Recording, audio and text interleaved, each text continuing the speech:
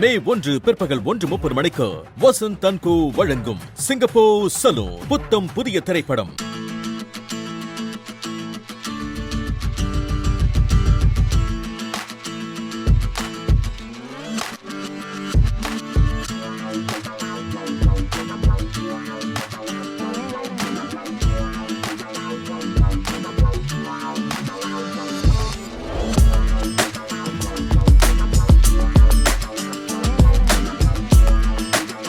வணக்கம் நண்பர்களே, இன்னும் ஒரு இனிய காலை பொழுதில் தீதும் நன்றும் நிகழ்ச்சியில் உங்களை சந்திப்பதில் மிக்க மகிழ்ச்சி அடைகிறேன். இது கலைஞரனுடைய நூற்றாண்டு. கலைஞருடைய வாழ்வையும் வரலாற்றையும் ஒவ்வொரு நாளும் இந்த நிகழ்ச்சியில் நாம் பேசி வருகிறோம்.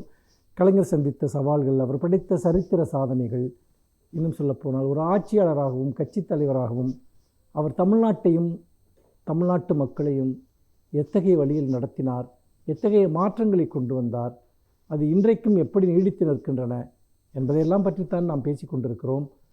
அப்படிப்பட்ட ஒரு பொருளில் நாம் 2006ஆம் ஆண்டிலிருந்து 2011ஆம் ஆண்டு வரையிலான கலைஞரனுடைய ஆட்சி காலம், அவருடைய 5வது ஆட்சி காலத்தில் கொண்டு வந்த பல்வேறு சிறப்பு திட்டங்களை பற்றி பேசினோம். கடந்த சில நாட்களாக கலைஞர் உயர்கல்வியிலும் ஆரம்ப கல்வியிலும் உருவாக்கிய கல்வி புரட்சி, சத்துணவை மேம்படுத்தியதிலிருந்து சமச்சீர் கல்வியை கொண்டு வந்ததிலிருந்து பல்வேறு விஷயங்களை பற்றி நாம் பேசினோம். அந்த அடிப்படையில் ஒரு மிகப்பெரிய அளவிற்கு கல்வி புரட்சியை ஏற்படுத்திய கலைஞர் தமிழ்நாட்டில் உணவு புரட்சி ஒன்றையும் ஏற்படுத்தினார். இன்னும் சொல்லப்போனால் தமிழ்நாட்டினுடைய உணவு புரட்சியின் நாயகனே கலைஞர் என்று தான் சொல்ல வேண்டும். அவர் 2ஆம் முறையாக முதலமைச்சராக பதவியேற்ற போது 1971ஆம் ஆண்டு தமிழ்நாட்டில் இருந்த கொடிய வறுமை நிலையை மாற்ற வேண்டும், முக்கியமாக பட்டினி கொடுஞ்சிறையிலிருந்து மக்களை காக்க வேண்டும். அதாவது பாரதிதாசனுடைய பாட்டில் வரும் இல்லையா, பட்டினி கொடுஞ்சிறையில் பதறுகின்ற மனிதர்கள் என்று அந்த ஒரு வரிகள், அந்த வரிகளிலிருந்து தான் நாம் இந்த விஷயத்தை நாம் அணுக வேண்டும். அப்படி அணுகுகிற போது நாம் மிக முக்கியமாக கவனிக்க வேண்டியது, மனிதர்களை அவர்களுடைய உழைப்பு சார்ந்த அடிமைத்தனத்திலிருந்து விடுதலை செய்ய வேண்டும் என்றால் மிக மிக குறைந்த விலைக்கு தன்னுடைய உழைப்பை ஒருவன் விற்றுக்கொள்ளக்கூடிய அந்த கொத்தடிமை முறையிலிருந்து ஒருவனை நாம் விடுவிக்க வேண்டும் என்று சொன்னால் அதற்கு நாம் முதன்மையாக செய்ய வேண்டியது என்பது அவர்களை பசிப்பிணியிலிருந்து விடுவிக்க வேண்டும் என்பதுதான் என்ற உயரிய தத்துவத்தின் அடிப்படையில் ஏழை எளிய மக்கள், மிக அடித்தட்டத்தில் இருக்கக்கூடிய மக்களுடைய பசிக்கொடுமையை போக்குவதற்காக தமிழ்நாடு முழுக்க ரேஷன் கடைகளை, அந்த பொது விநியோக திட்டத்தை கலைஞர் கொண்டு வருகிறார். அதன் மூலமாக மிக குறைந்த விலைக்கு அரிசி உள்ளிட்ட உணவுப் பொருட்களை வழங்குகிற திட்டத்தை அந்த ரேஷன் கார்டுதாரர்களுக்கு கொண்டு வருகிற திட்டம். அப்போது ஒன்றிய அரசு தான் உணவுக் கிடங்கிலிருந்து தானியங்களை பொது விநியோக திட்டத்திற்கு வழங்கி வந்தது. அது போதுமானதாக இல்லை. ஏனென்றால் ஒரு மிகப்பெரிய அளவுக்கு கலைஞர் கடைகளை திறக்கிறார். அது போதுமானதாக இல்லை என்கிற நிலையில் தமிழ்நாடு அரசே நுகர்பொருள் வாணிப கழகத்தை தொடங்கி அங்கிருந்து நேரடியாக நெல்லை கொள்முதல் செய்து அரிசியை மக்களுக்கு வழங்கக்கூடிய ஒரு மாபெரும் திட்டத்தை கலைஞர் செயல்படுத்துகிறார். அதனுடைய உச்சக்கட்டமாக 20 கிலோ அரிசி ரேஷன் கார்டுதாரர்களுக்கு ₹1 விலையில் கொடுப்பது என்ற திமுகவினுடைய அந்த வாக்குறுதியின் அடிப்படையில் அந்த அரிசி வழங்கப்படுகிறது. அதன் மூலமாக ஏராளமான குடும்பங்கள், அதாவது தமிழ்நாடு வறுமை ஒழிப்பில் மிக முக்கியமாக இருப்பது என்பதே அந்த பட்டினியை ஒழிப்பது தான். அது இன்றைக்கு இந்தியா முழுக்க கூட பட்டினி பல பகுதிகளில் இருந்த போதும் கூட தமிழ்நாட்டில் பட்டினியால் வாடுவோர் இல்லை என்கிற நிலையை கலைஞர் உருவாக்குகிறார். அப்படித்தான் அந்த 20 கிலோ அரிசி திட்டம் என்பது தமிழ்நாட்டினுடைய வறுமை நிலையை ஒழிப்பதில், பட்டினி கொடுமையை ஒழிப்பதில் பெரும் பங்காற்றியது. 2006ஆம் ஆண்டு கலைஞர் கொண்டு வந்த மிக மிக முக்கியமான ஒரு சமுதாய நலத்திட்டம், சமூகத்தினுடைய அடிப்படையான ஒரு துயரத்தை போக்குகிற திட்டமாக அந்த திட்டம் என்பது இருந்தது. இன்றளவு உலகளாவிய அளவில் கூட பொருளாதார நிபுணர்கள் அந்த திட்டத்தை பாராட்டி இன்றைக்கும் எழுதுகிறார்கள். இந்தியாவிலேயே முதன்மையான ஒரு பொது விநியோக திட்டம் தமிழ்நாட்டில் தான் செயல்படுகிறது என்ற பெயரை அந்த திட்டம் பெற்றுத்தந்தது என்பதையும் நாம் பார்க்க வேண்டும். வரும் நாட்களில் நாம் இன்னும் பல புதிய சிந்தனைகளோடு, கலைஞரனுடைய சாதனைகளோடு நாம் பேசுவோம். மீண்டும் இன்னும் ஒரு புதிய சிந்தனையோடு உங்களை சந்திக்கிறேன். நன்றி, வணக்கம்.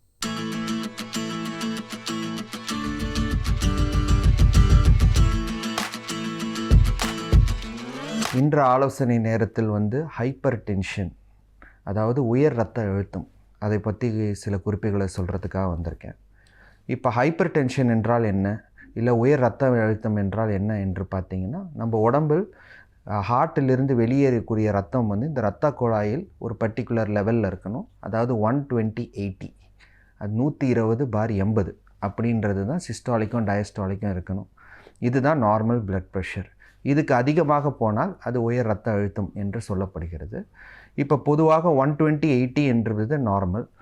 120லேருந்து 140 வரைக்கும் சிஸ்டாலிக்கும், 190லேருந்து டயஸ்டாலிக் 90 வரை டயஸ்டாலிக்கும் வந்து பார்த்திங்கன்னா அதிகமாக இருந்தால் அது ஹை நார்மல் என்று அழைக்கப்படுகிறது. இதே 140க்கு மேலே இருந்தால் அது பேர் வந்து பார்த்திங்கன்னா இப்போ ஃப்ராங்க் ஹைப்பர் டென்ஷன் என்று சொல்கிறார்கள். அப்படி இல்லைன்னா கிரேட் 1, 160க்கு மேலே இருந்தால் கிரேட் 2. ஸோ இதைத்தான் வந்து பார்த்திங்கன்னா உயர் ரத்த அழுத்தம். இது எதனால் வருகிறது? ஃபஸ்ட்டு டயபெட்டிஸ், அதுதான் முதல் காரணம். சுகர் இருந்தால் அவர்களுக்கு உயர் ரத்த அழுத்தம் வரக்கூடும். ஜெனட்டிக்கலாக உங்கள் வீட்டில் யாருக்காவது பிபி இருந்தால் அதனால் வந்து பார்த்திங்கன்னா உங்களுக்கும் வரக்கூடும். ஸ்ட்ரெஸ் இன்றைய காலகட்டத்தில் மிக முக்கியமாக ஒன்று. ஸ்ட்ரெஸ் அதிகமாக இருந்தாலும் அதுக்கான உயர் ரத்த அழுத்தம் அதிகமாக இருக்கிறதுக்கு வாய்ப்பு இருக்கிறது. அது மாத்திரம் இல்லாமல் உடல் எடை ஒரு முக்கியமான காரணம். ஒபிசிட்டி இன்று வந்து அதிகமாக எல்லாரும் வந்து உடற்பயிற்சி செய்வதில்லை. அதிகமாக சாப்பிட்றோம், கண்டதையும் சாப்பிட்றோம், ஃபேட் ஐட்டம்ஸ் அதிகமாக சாப்பிட்றோம், ஃபாஸ்ட் ஃபுட் அதிகமாக சாப்பிட்றோம் இன்று காலகட்டத்தில். இதனால் ஏற்படுகிறது தான் உயர் ரத்த அழுத்தம். அதுவும் ஒரு முக்கியமான காரணம். இது மாத்திரம் இல்லாமல் வேறு சில ரீசன்ஸ்னால் வேறு ஏதாவது உங்களுக்கு வியாதிகள் இருந்தால், ஹார்ட் ரிலேட்டட் வியாதியோ இல்லை லிவர் ரிலேட்டடோ இல்லை கிட்னி ரிலேட்டட் வியாதி இருந்தாலும் இது வரக்கூடும். இதை எப்படி வந்து பார்த்திங்கன்னா தடுப்பது? உடல் எடை கம்மி பண்ணுவது ரொம்ப ரொம்ப முக்கியம். உடல் எடை வந்து இப்போ ரீசெண்டான ஆய்வறிக்கை என்ன சொல்லுதுன்னா, அதாவது 7% உங்கள் உடல் எடையை குறைத்தால் அட்லீஸ்ட் 10லேருந்து 15 வரைக்கும் உங்கள் பிபி குறையும் அப்படின்னு சொல்லுது. அதனால் உடல் எடை உங்களுக்கு அதிகமாக இருந்தால் நீங்கள் வந்து பார்த்திங்கன்னா அதை குறைக்கிறதுக்கு எக்ஸசைஸ் வந்து செய்ய வேண்டும், டயட்டை கண்ட்ரோல் செய்ய வேண்டும். இரண்டாவது முக்கியமாக உப்பு. இப்போ நம்ம உப்பு வந்து நிறைய போட்டு சாப்பிட்றோம். சம்டைம்ஸ் வந்து ரசத்தில் உப்பு போடுறோம், அப்பளத்தில் உப்பு இருக்குது, ஊறுகாய் அதிகமாக சாப்பிட்றோம். அது மாத்திரம் இல்லாமல் இந்த லெமன் சோடான்ற அதுலேயும் உப்பு போட்டு அதிகமாக சாப்பிட்றோம். ஸோ இதனால் வந்து அதிகமாக உப்பு உடம்பில் சேர்ந்தாலும் ஹைப்பர் டென்ஷன் வர்றதுக்கான வாய்ப்புகள் இருக்குது. இதை நம்ம வந்து நிறைய பேர் என்ன கேட்குறாங்க, ராக் சால்ட் சாப்பிட்லாமா டாக்டர், இல்லாட்டி வந்து மற்றபடி இந்து உப்பு சாப்பிட்லாமா, அதுக்கும் இதுக்கும் சம்மந்தம் இருக்கா, பெனிஃபிட்ஸ் இருக்கா அப்படின்னு கேட்டால், ராக் சால்ட்டில் வந்து அதிகமாக மினரல்ஸ் இருக்குது. ஆனால் அதோட இம்ப்யூரிட்டிஸும் ஜாஸ்தியாக இருக்குது. ஏன்னா நார்மல் சால்ட் மாதிரி அது பியூரிஃபை பண்ணி வரதில்லை. அது டைரெக்டாக நார்மல் நேச்சுரலி ஃபார்மிங் சால்ட்லேருந்து வர காரணத்தினால அதில் இம்ப்யூரிட்டிஸ், வைரஸ், பாக்டீரியாஸ்லாம் அதிகமாக இருக்கிறதுக்கு வாய்ப்பு இருக்குது. எந்த உப்பாக இருந்தாலும் அதை வந்து அளவுக்கு அதிகமாக சாப்பிட்டால் அது வந்து நம்மளை பாதிக்கிறதுக்கான வாய்ப்பு இருக்குது. அதனால் ஒரு நாளைக்கு 2 to 3 grams, அதாவது அரை டீஸ்பூனுக்கு மேலே உப்பு சாப்பிட்டால் நமக்கு ஹைப்பர் டென்ஷன் வர்றதுக்கான வாய்ப்புகள் அதிகமாக இருக்குது. இது மாத்திரம் இல்லாமல் ஸ்மோக்கிங் அண்ட் ட்ரிங்கிங் முக்கியமான ஒரு விஷயம். ஸ்மோக் பண்ணுறதும் ட்ரிங்க் பண்ணுறதையும் அவாய்ட் பண்ணணும். ஸ்மோக் பண்ணுறதுனால நம்ம லங் வந்து பாதிக்கப்படும். அதனால் வந்து பிபி வந்து அதிகமாக இருக்கிறதுக்கு வாய்ப்பு இருக்குது. அதே மாதிரி ட்ரிங்கிங்னால லிவர் பாதிப்பு ஏற்படும். அது மாத்திரம் இல்லாமல் அது ஓவரால் சிஸ்டமையே, மெட்டபாலிக் சிஸ்டமையே மாற்றி அமைக்கிற காரணத்தினால் லிவரும் பாதிப்பு ஏற்படும். ஸோ அதனால் வந்து ஹார்ட்டும் இல்லை பிபியோ அதிகமாக இருக்கிறதுக்கு வாய்ப்பு இருக்குது. இதனால் ஹைப்பர் டென்ஷன் உண்டாகும். ஸோ அதனால் ஸ்மோக்கிங், ட்ரிங்கிங், உப்பு, வெயிட், இதுதான் மெயினும் 4 காரணங்களை நம்ம உடனடியாக அவாய்ட் பண்ணுறதுக்கான வாய்ப்புகள் இருக்குது. இப்போ பிபி அதிகமாக இருக்கிறவங்க என்ன மாதிரியான டயட் எடுத்துக்கலாம் அப்படின்னு பார்த்தீங்கன்னா, நீங்கள் நார்மல் பேலன்ஸ் டயட்டே எடுத்துக்கலாம். புரோட்டீன் அதிகமாக எடுத்துக்கொள்ளுங்கள், கார்போஹைட்ரேட்ஸை கம்மியாக எடுத்துக்கொள்ளுங்கள். அது மாத்திரம் இல்லாமல் உப்பு வந்து 2 கிராம்ஸ், அதாவது அரை டீஸ்பூன் வரைக்கும் எடுத்துக்கொள்ளுமாறு அறிவுறுத்தப்படுகிறது. இது மாத்திரம் இல்லாமல் டயட்டில் வந்து பார்த்திங்கன்னா உப்பு அதிகமாக இருக்கிற காய்கறிகளும் அதே மாதிரி க்ரீன் லீஃபி வெஜிடபிள்ஸ் வந்து அதிகமாக எடுத்துக்கொள்ள வேண்டும். ஸ்டார்ச் ரிலேட்டட் வெஜிடபிள்ஸை கம்மி செய்ய வேண்டும். இது மாத்திரம் இல்லாமல் அப்பளம், ஊறுகாய், இந்த மாதிரி விஷயங்கள் உப்பு அதிகமாக இருக்கிறதை நீங்கள் தவிர்த்தீங்கன்னா உங்களுக்கு வந்து பிபி வந்து கட்டுக்குள் வரும். இது வந்து டயட் சம்மந்தப்பட்ட விஷயங்கள். இது மாத்திரம் இல்லாமல் எக்ஸசைஸ், அது வந்து ஒரு முக்கியமான காலகட்டங்கள். பிபி இருக்கவர்கள் 40லேருந்து 45 நிமிடம் மினிமம் கிட்டத்தட்ட வந்து பார்த்திங்கன்னா ஒரு 5 நாளைக்காவது எக்ஸசைஸ் கட்டாயம் பண்ண வேண்டும். இது பண்ணால் உங்கள் உடல் எடையும் குறையும். அது மாத்திரம் இல்லாமல் அதுக்கான வந்து பார்த்திங்கன்னா வந்து பலனும் உங்களுக்கு ஏற்படும். பிபியும் கம்மியாகிறதுக்கு வாய்ப்பு இருக்குது. அதனால் minimum 40 minutes to 45 minutes 5 times a டே வந்து எக்ஸசைஸ் செய்கிறது நல்லது. இதனால் எக்ஸசைஸ் மற்றும் டயட்டுனாலேயே கண்ட்ரோல் பண்ணலாம். சில பேருங்களுக்கு மருந்துகளும் தேவைப்படும். இந்த ப்ரீ ஹைப்பர் டென்ஷன் இருக்கவங்க இதை ஃபாலோ பண்ணிங்கன்னா கட்டாயம் மருந்து சாப்பிட வேண்டிய நிலைமை உங்களுக்கு ஏற்படாது. ஆல்ரெடி மருந்து சாப்பிட்டுட்டு இருக்கிறவர்கள் தொடர்ந்து மருந்து உட்கொள்ள வேண்டும். உங்கள் பிபி நார்மலாக இருக்குதுன்னு சொல்லி நீங்கள் தயவுசெய்து மருந்தை நிப்பாட்ட வேண்டாம். ஏன்னால் அப்படி நிப்பாட்டினால் உங்களுக்கு திடீர்னு பிபி ஷூட் ஆகி அதுக்கான ஸ்ட்ரோக்கோ இல்லை ஹார்ட் அட்டாக்கோ இல்லை கண்களோ இல்லை கிட்னியோ பாதிக்கிறதுக்கான வாய்ப்புகள் அதிகமாக இருக்கிறது. அப்படி உங்களுக்கு நிப்பாட்டணும் அப்படின்னு என்று தோணினால் உங்கள் மருத்துவரிடம் ஆலோசனை செய்யுங்கள். அவங்க வந்து பார்த்திங்கன்னா உங்களுக்கு கரெக்டான விஷயங்களை வந்து சொல்லி அறிவுறுத்துவார். இன்று இருக்கிற காலகட்டத்தில் பிபிக்கு மருந்து போட்டால் லைஃப் லாங் போடணுமா டாக்டர் அப்படின்னு நிறைய பேர் கேட்குறாங்க. அந்த மாதிரி வந்து ஒரு கருத்து வந்து தவறானது. பிபிக்கு மருந்து போட்டால் உங்களோட கோமார்பிட் கண்டிஷனை பொறுத்து இருக்குது. ஆல்ரெடி எனக்கு ஹார்ட் ப்ராப்ளம் இருக்குது, டயபெட்டிஸ் இருக்குது, ஸ்ட்ரோக் வந்திருக்கு, இந்த மாதிரி பிரச்சனைகள் இருந்தால் நீங்கள் தொடர்ந்து மருந்துகள் வந்து உட்கொள்ள வேண்டும்.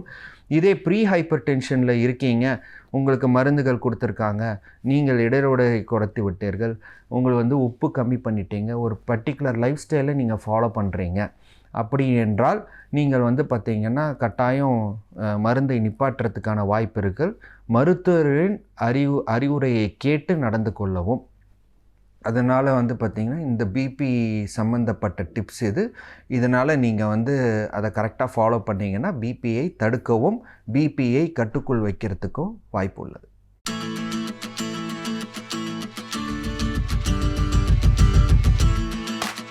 அனைவருக்கும் என் அன்பு வணக்கம். இதே பகுதியில் சில நாள்களுக்கு முன்பு ஔவையார், பாரதியார், பாரதிதாசன் மூவரும் எழுதியிருக்கிற ஆத்திச்சூடியிலிருந்து சில வரிகளை ஒப்பிட்டு பேசிய பிறகு பாரதிதாசனின் ஆத்திச்சூடியில் இன்னும் பல வரிகள் இருக்கின்றன, அவற்றையும் நீங்கள் சொல்லலாமே, அல்லது அந்த பாரதிதாசனின் ஆத்திச்சூடியை மட்டும் தனி சிறு நூலாக கூட ஆக்கலாமே என்று நண்பர்களிடமிருந்து தொலைபேசிகள் வந்தன. உண்மைதான், பாரதிதாசனின் ஆத்திச்சூடி மிக அழுத்தமானது. பொதுவாக புரட்சி கவிஞர் பாரதிதாசன் என்று சொன்னால் ஒரு ஆவேசமான கவிஞர். எங்கள் வாழ்வும் எங்கள் வளமும் மங்காத தமிழ் என்று சங்கே முழங்கு என்றும் கொலைவாடினை எடடா என்றும் பாடிய ஒரு ஆவேசமான கவிஞர் என்பதுதான் நம்முடைய மனங்களில் பதிந்திருக்கிற ஒரு பொதுவான கருத்து. அவர் வேகத்தோடும் வீரத்தோடும் பாடியிருக்கிற கவிதை வரிகள் படிப்பவர்களுக்கு உணர்வூட்டுபவை, அதை மறுக்க முடியாது. அதே நேரத்தில் மிக அறிவார்ந்து எதிர்காலத்தினுடைய அறிவியல் உணர்ந்து அவர் எழுதியிருக்கிற பல நுட்பமான வரிகள் ஆத்திச்சூடியில் இருக்கின்றன. மிகச் சிலவற்றை நாம் பார்க்கலாம். இன்றைக்கு நாம் சுற்றுச்சூழல் பற்றி நிறைய பேசுகிறோம். 30 ஆண்டுகள் 40 ஆண்டுகளுக்கு முன்னால் சுற்றுச்சூழல் பற்றிய பார்வை, சுற்றுச்சூழல் பற்றிய கவலை கண்டிப்பாக மிக மிக குறைவாகத்தான் இருந்தது. ஆனால் அன்றைக்கே 60 ஆண்டுகளுக்கு முன்பே ஆத்திச்சூடியில் அதனை பற்றி தெளிவாக புரட்சி கவிஞர் எழுதியிருக்கிறார். அவர் எழுதியிருக்கிற வரியில் 2 வரிகளை சொல்ல வேண்டுமானால், காற்றினை தூய்மை செய், தெருவெல்லாம் மரம் வளர். இந்த சிந்தனை அவருக்கு அப்போதே எப்படி வந்தது என்று வியப்பாக இருக்கிறது. காற்றினை தூய்மை செய். நாம் இன்றைக்கு எங்கு பார்த்தாலும் இந்த காற்று மாசுபட்டிருக்கிறது என்று பேசிக்கொண்டே இருக்கிறோம். அதை அன்றைக்கே காற்றினை தூய்மை செய், அதற்கு என்ன செய்யலாம், தெருவெல்லாம் மரம் வளர் என்கிற 2ஐயும் பாரதிதாசன் எழுதியிருக்கிறார். இப்போது அப்துல் கலாம் அவர்கள் சொன்னதாக பல நேரங்களில் நாம் குறிப்பிடுகிறோம், லட்சக்கணக்கான மரக்கன்றுகளை நட வேண்டும் என்று. இன்றைக்கு மரக்கன்றுகளை நடுவதையே சிலர் தொழிலாகவும் ஆக்கி கொண்டிருக்கிறார்கள், அது வேறு. ஆனால் மரம் வளர்ப்பது என்பதுதான் காற்று மாசுபடுவதை தடுக்கும். இவை 2ஐயும் அடுத்தடுத்து அவர் அமைத்து காற்றினை தூய்மை செய், காற்றை தூய்மை செய் என்பதே ஒரு புதிய சிந்தனை. அந்த காலத்தில் அது மிக புதிய சிந்தனை. நாம் தெருவை, வீட்டை தூய்மை செய்வது என்பதுதான் நாம் அறிந்த ஒன்று. காற்றினை தூய்மை செய், தெருவெலாம் மரம் வளர் நெடுவான் உலவு என்கிறார் பாரதிதாசன். நெடுவான் உலவு என்றால் 2-3 பொருள்களை நாம் கொள்ளலாம். அவர் அன்றைக்கே விண்வெளி பற்றிய ஆய்வுகளுக்கான முன்னோட்டமாக, அந்த சிந்தனையின் வெளிப்பாடாக அவர் அங்கே வான் உலவு என்றும் அவர் சொல்லியிருக்கக்கூடும். பிறகு இன்னும் 2 வரிகளை பார்த்தால், மறை எனல் சூழ்ச்சி மாறுவது இயல்பு என்று சொல்லுகிறார். மாறுவது இயற்கை. மறை எனல் சூழ்ச்சி, பொதுவாக என்ன கருத்து இருந்தது 60 ஆண்டுகளுக்கு முன்னால்? மறை என்பது தான் மிக உயர்ந்தது. மறை என்பது தான் வேதம். மறைநூல் என்றால் வேதங்கள். வேதங்களில் சொல்லப்பட்டிருக்கிறவை ஏன் மறைநூல் என்று சொல்லப்பட்டன? அதனுடைய பொருள் வெளிப்படையாக தெளிவாக நமக்கு தெரியாது. அது மறைக்கப்பட்டுத்தான் சொல்லப்படும். அதனை புரிந்து கொள்வது எல்லோருக்கும் இயலாது. அறிவாளிகள் அல்லது வேதங்களை கற்றுணர்ந்தவர்கள் மட்டும்தான் அதை அறிந்து கொள்ள முடியும். எனவே அவர்கள் சமூகத்திலே உயர்ந்தவர்கள் என்கிற நிலையெல்லாம் இருந்தது. ஆனால் பாரதிதாசன் சொல்கிறார், அப்படியெல்லாம் ஒன்றுமில்லை. மறை எனல் சூழ்ச்சி. எது வெளிப்படையாக சொல்லப்படவில்லையோ அது சூழ்ச்சி தான். எது எல்லோருக்கும் பொதுவாக இல்லையோ அது ஏற்கத்தக்கதில்லை என்கிற மிக தெளிவான கருத்தை அன்றைக்கு வைத்திருக்கிறார். நாம் எண்ணி பார்க்கலாம். ஒரு கருத்து சொல்லப்படுமானால் அது யாருக்காக சொல்லப்படுகிறது? மக்களுக்காக சொல்லப்படுகிறது. மக்களுக்காக சொல்லப்படுகிற கருத்து மக்களுக்கு புரியாது என்று சொன்னால் அது சூழ்ச்சி தானே. மக்களில் சிலருக்கு மட்டும்தான் அது புரியும், சிலர் மட்டும்தான் அதை சொல்லலாம் என்று சொல்லுவதே எல்லாம் எல்லோருக்கும் என்கிற அந்த நிலையிலிருந்து மாறி சிலருக்குத்தான் உரிமை என்பதை நோக்கி போகிற அந்த செயல் என்பதையே மறை எனல் சூழ்ச்சி என்று மிக அழுத்தமாக ஒரு வரியை 2 சொற்களில் பாரதிதாசன் சொல்லியிருக்கிறார். மறை எனல் சூழ்ச்சி என்று சொன்னவர் அடுத்து சொல்லியிருப்பது மிகப்பெரிய அறிவியல் சிந்தனை. மாறுவது இயற்கை என்கிறார். நேற்றைக்கு இருந்த காலம் இன்றைக்கு மாறிப்போய்விட்டதே, எங்கள் காலம் மாதிரி இல்லை என்று பலர் சொல்லுவார்கள். உங்கள் காலம் மாதிரி இருக்காது, இருக்க முடியாது, அல்லது இருக்கக்கூடாது. ஒரு காலநிலை, நாகரிகம், பண்பாடு எல்லாம் அப்படியே மாறாமல் நின்றிருக்குமானால் அது தேக்கம். தேங்குவது எப்போதும் வளர்ச்சிக்கு எதிரானது. ஓடிக்கொண்டே இருக்கிற ஆறு எந்த இடத்திலும் தேங்குவதில்லை. எல்லாம் மாறும். மாற்றம் ஒன்றே மாறாதது. அதுதான் மாறுவது இயற்கை என்கிறார். ஏன் மாறுவது இயற்கை என்றால், மாற்றம் ஒன்றுதான் மாறாதது. மாறிக்கொண்டே இருப்பது எப்போதும் இயல்பாக நடப்பது. எதுவெல்லாம் மாறுகிறது? Flowing in and flowing out என்று ஆங்கிலத்தில் ஒரு தொடர் உண்டு. உள்ளும் புறமுமாக எல்லாம் மாறிக்கொண்டிருக்கிறது. நம்முடைய உடல் என்று எடுத்துக்கொண்டாலே இந்த உடலில் இரத்த ஓட்டம் ஓடிக்கொண்டே இருக்கிறது. ஓரிடத்தில் இரத்தம் நிற்பதில்லை. எந்த ஒன்றும் அப்படியே எப்போது இருந்ததோ அப்படியே பல காலங்களுக்கு இருக்கிறது என்றால் அதற்கு வளர்ச்சி என்று பெயர் இல்லை. அது தேக்கம். தேக்கம் என்பது அழிவை நோக்கியது. எது வளர்ச்சிக்குரியது? மாற்றம் என்பது வளர்ச்சியிலிருந்து தான் வரும். வளர்ச்சிக்கான மாற்றமாக அது இருக்க வேண்டும். சில நேரங்களில் மாற்றம் பின்னடைவை நோக்கியதாக போய்விடுகிறது என்கிற கவலை நமக்கு இருந்தாலும், மாற்றம் என்பது வளர்ச்சியை நோக்கியதாக இருக்குமானால் அந்த மாற்றத்தை வரவேற்பது தான் சரியானது. ஏனென்றால் அந்த மாற்றம் என்பது இயற்கையானது. இயற்கைக்கு முரணான எந்த ஒன்றும் உலகில் நிலைக்காது. ஆகையினாலே எல்லாவற்றையும் அன்றே தொலைநோக்கில் கண்டுணர்ந்து புரட்சி கவிஞர் பாரதிதாசன் சொல்லியிருக்கிறார் என்பது வியப்பிலும் வியப்பு என்றுதான் சொல்ல வேண்டும். புரட்சி கவிஞர் பாரதிதாசனின் பிறந்த நாள் ஏப்ரல் 29.